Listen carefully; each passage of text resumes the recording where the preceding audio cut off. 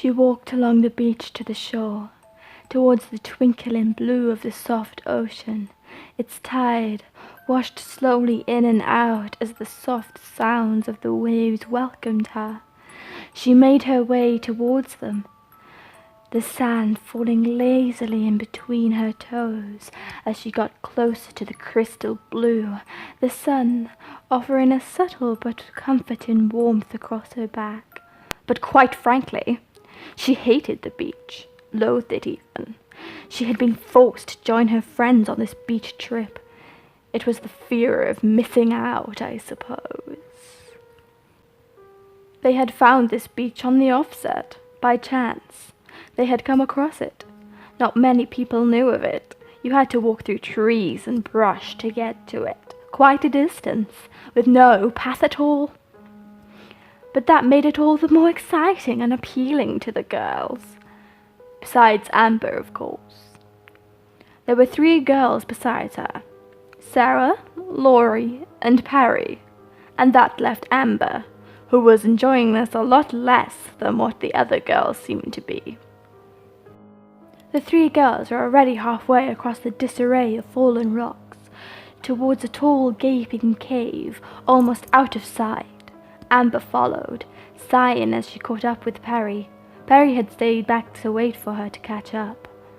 She was the nicer girl of the group, kinda, but just as annoyingly preppy. "Come on, come with us! We're gonna go exploring in the cave over there. Come on, come with us!" She called out to Amber, holding her hand as she nearly slipped on one of the rocks. Amber didn't say another word. She just let Perry half drag her across the rocks, just more so relieved to be out of the sun and in the shade that the tall cliff of the cave provided than anything. They walked for some time, up and over many large rocks until they got closer to the tall cave. As they got closer to it, the ground was littered with small sharp-edged rocks and broken shells. The 2 girls had to slow down to be able to walk over them, the shards of rocks and sharp shells stabbing sharply into their bare feet.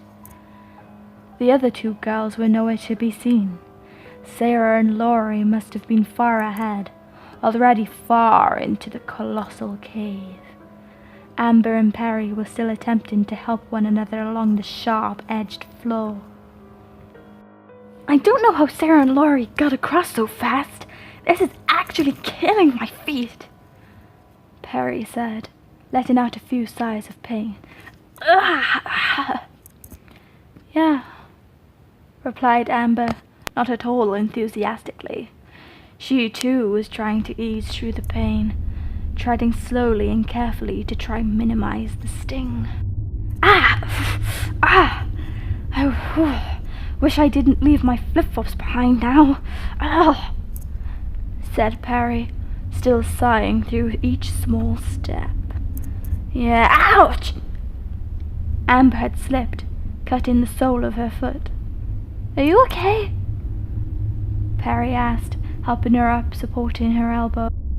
"I'm fine," Amber said with a sigh. "Let's just try to catch up with the others. Or shall we just head back and let them meet us back on the beach? Ow! Ow! This hurts. Ow! Well, what do you think, Perry?" Perry didn't answer. "Perry? Perry?" Amber called out again, still inspecting the fresh wound on her foot. Still nothing. Perry was silent. Perry turned to look up at her. She was frozen, silent, staring wide-eyed into the distance as her hands shook violently in contrast with her rigid body. "Perry?" Amber said wearily, standing up to face her, but Perry didn't reply. She was silent. Amber turned to look at her. She was frozen, still, stiff with a look of utter shock and horror on her face as she stared wide-eyed out into the horizon. Perry followed her gaze and her stomach gave a violent jolt as her eyes fell upon what Perry was seeing. a tall man and very bulk, wearing what seemed to be dirty mountain gear. He was holding Sarah by the hair, her feet dangling from the ground as blood seeped down her body, engulfing her front, flooding down her clothes, staining them a brilliant red as it flowed from her gaping wound on her throat. Amber let out a strangled gasp. She could not fathom what she was seeing. Perry, we need to go. Perry, we need to go right now, she told her friend, shaking her arm and trying to pull her away. But Perry was still frozen, rooted to the spot. Perry, please! Oh my god, Perry, we need to go, Perry, come on, please, Perry. Amber was crying now, almost hysterical, as she tried to yank her friend away, but Perry still remained as she was, wide-eyed and paralyzed in fear. This is when Laurie emerges from the darkness beside the man. She was screaming hysterically, tears streaming down her face as she ran from the scene and towards the two girls, her feet fumbling on the sharp rocks as she screamed, "Run! Run!" As her screeches turned into sobs, she was beside the killer, but far enough to miss his grasp. This angered him. The man threw Sarah's limp body aside and stalked towards the two girls, emerging further out of the shadows. This is when Perry finally snapped out of her trance. She seemed to snap back into reality, but she was calm and still slightly dazed. She looked at her arm and noticed Amber's grip on it, as Amber still sobbed.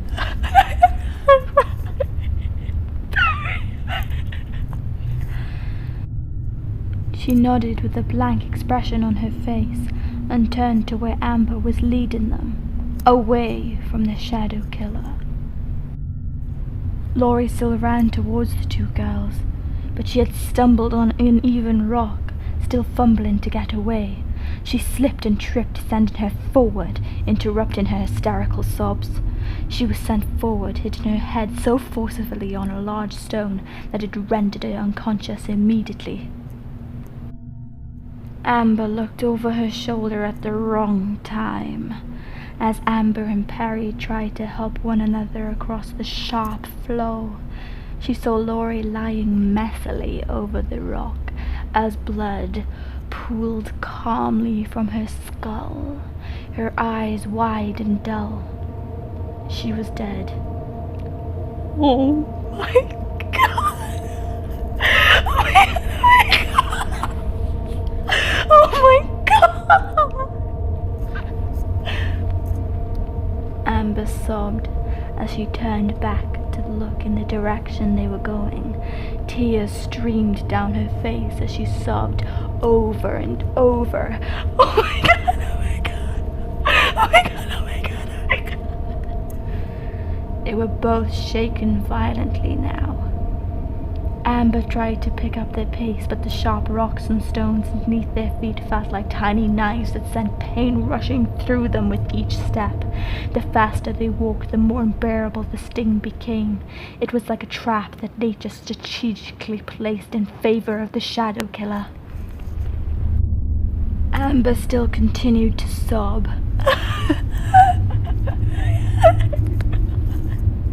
Feeling helpless, sighing through the pain, as Perry still remained silent and distant. The only sound emanating from her was heavy breathing, making her chest heave up and down as she treaded carefully on the dagger rocks. The man still stalked towards them, an angered look on his face. Amber noticed the man was gaining on them, and she tried to pick up the pace, tugging onto Perry's arm with both hands, but Perry was still stuck in her half-trance, half-shocked and almost sad state, just staring fixed on one spot on the floor, not looking at anything in particular. Amber began to fill with panic. Perry! Perry! She let out a small, strangled sob. But Perry didn't shift her gaze. Amber let out another strangled sob.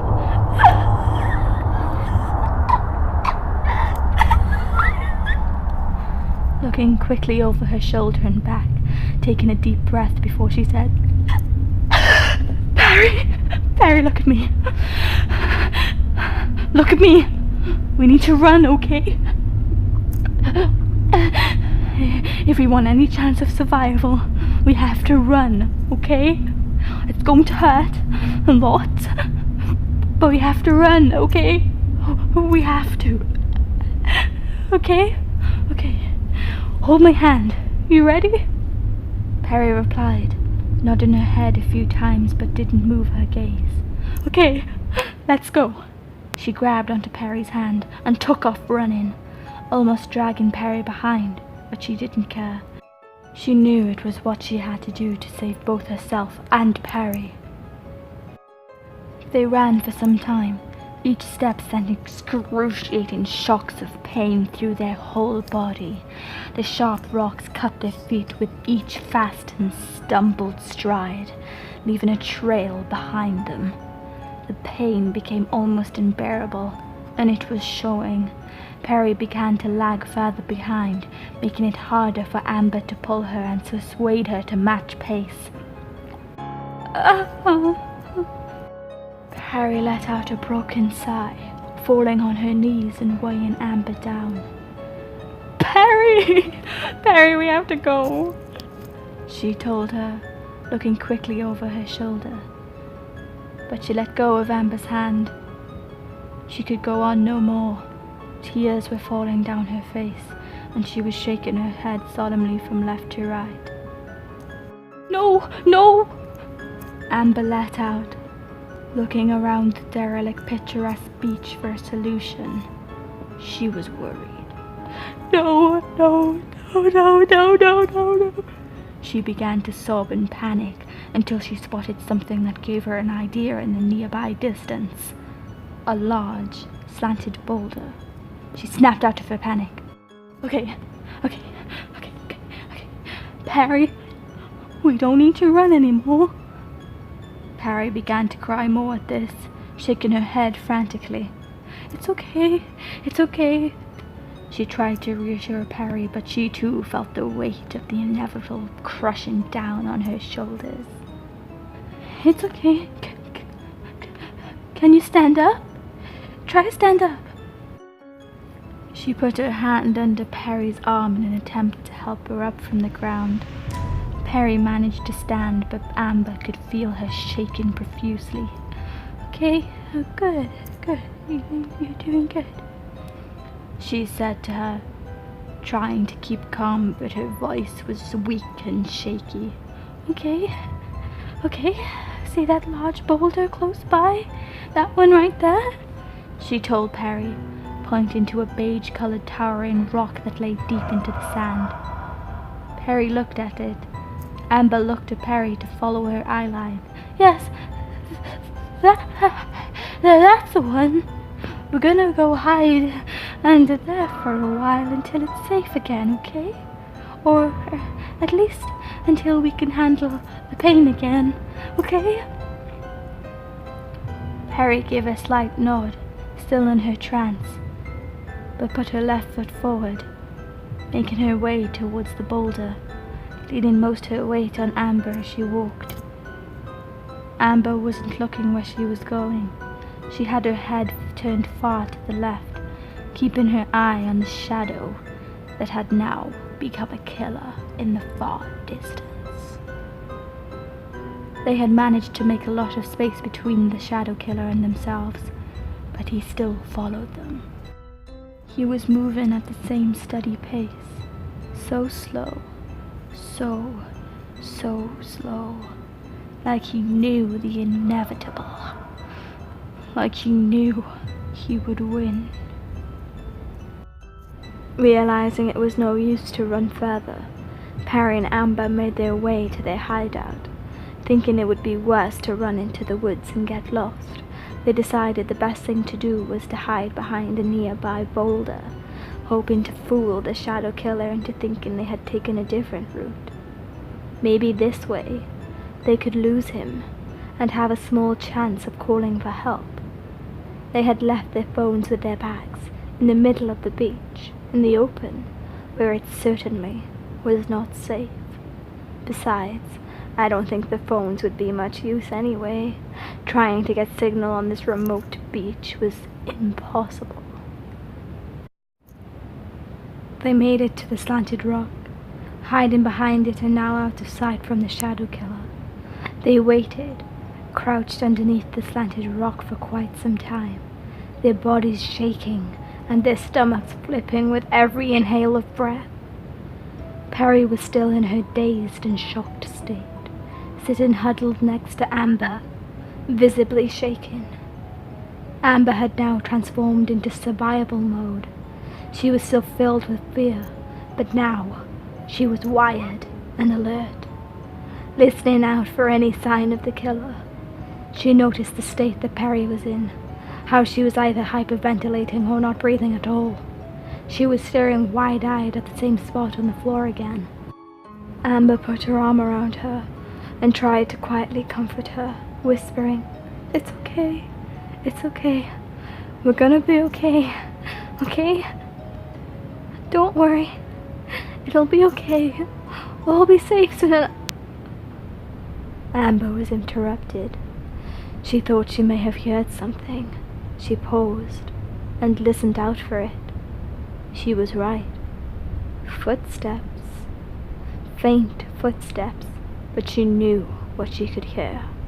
The faint, gravelly sound of combat boots crunching on the small rocks. The sound was ever so quiet, but it echoed far enough for her to know what it meant. He was coming closer to them. The sound getting gradually louder and louder. He was making his way closer and closer to them. Her heart began to beat faster. Perry must have noticed this too, because she began to hyperventilate, each breath gradually becoming more heavy and uneven, her eyes even wider than before. Amber knew what it meant if they were caught.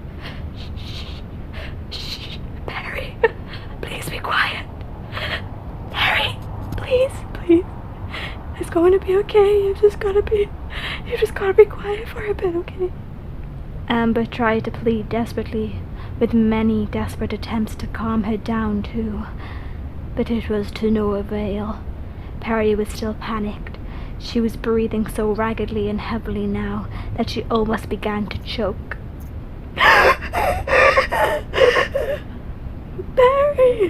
Barry, please. Shh.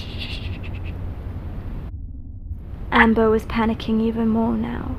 She could have sworn that the footsteps were getting closer. She acted without thinking. She wanted both of them to survive. She wrapped her arms around Perry and held her as tight as she could, squeezing her and holding her in her grasp, with her hand over her mouth and nose to muffle the sound of her breathing. She cooed, trying to soothe her. Amber looked behind her shoulder, as if she might have been able to see the shadow killer through the boulder. She listened out closely for the footsteps, but there was nothing. For a second she thought that they had lost him. For a second she thought that it would be okay to let go of Perry. But she was wrong. Just as she thought that, she heard the sounds of boots on gravel once again. But this time, it was much closer. Much closer. She held on tighter to Perry, who had now begun resisting her grasp forcefully. She kicked out her legs and scratched at Amber's palm that was still firmly in place over her mouth. But this only made Amber's grasp tighter. The footsteps edged nearer and nearer, and something happened that made Amber instinctively look up. And what she saw made her stomach jolt violently, and she almost vomited. The sun shone on the beige boulder, and she saw the rough, dark outline of the soles of combat boots. She held on even tighter to Perry, which made her thrash and panic, clawing desperately at Amber's palm. Amber hasn't realized that in her attempt to silence her, she had covered her nose and her mouth, obliviously and evidently suffocating her. Just as Perry was about to black out, Amber finally realized and rapidly removed her hand, panicked. Perry gasped harshly, trying desperately to catch her breath. Unbeknownst to them, this was the worst thing that could have happened, because as soon as Perry did so, the Shadow Killer jumped down from the rock, and now they could see the pair of large, black, dirty combat boots right in front of them, which did no good for Perry trying to catch her breath. The boots slowly turned around to face them, and before anyone could move or even think, he swooped down and grabbed Perry by the ankle. She screamed out to Amber, who was now dumbfounded. The sight of her friend being lifted from the ground had rendered her useless. Perry's strangled screams escaped her mouth.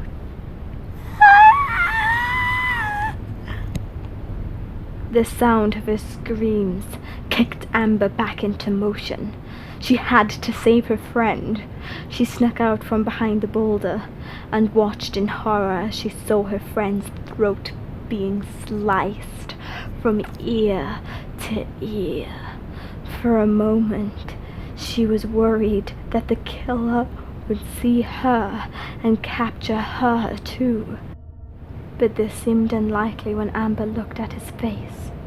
He was staring wide-eyed at Perry, holding her off the ground by her throat, with a wild expression of excitement and ecstasy on his face, fully enthralled in the kill. She stared in complete awe for a second, before the desire to survive overcame her shock, and she snuck away from the scene, and made her run away from it, trying quickly to see if she could grab a mobile phone and make it into the forest, tears streaming down her face as her chest hurt from heavy sobbing, not being able to tell if she was hysterical from the pain in her feet or from just witnessing the death of her closest friend.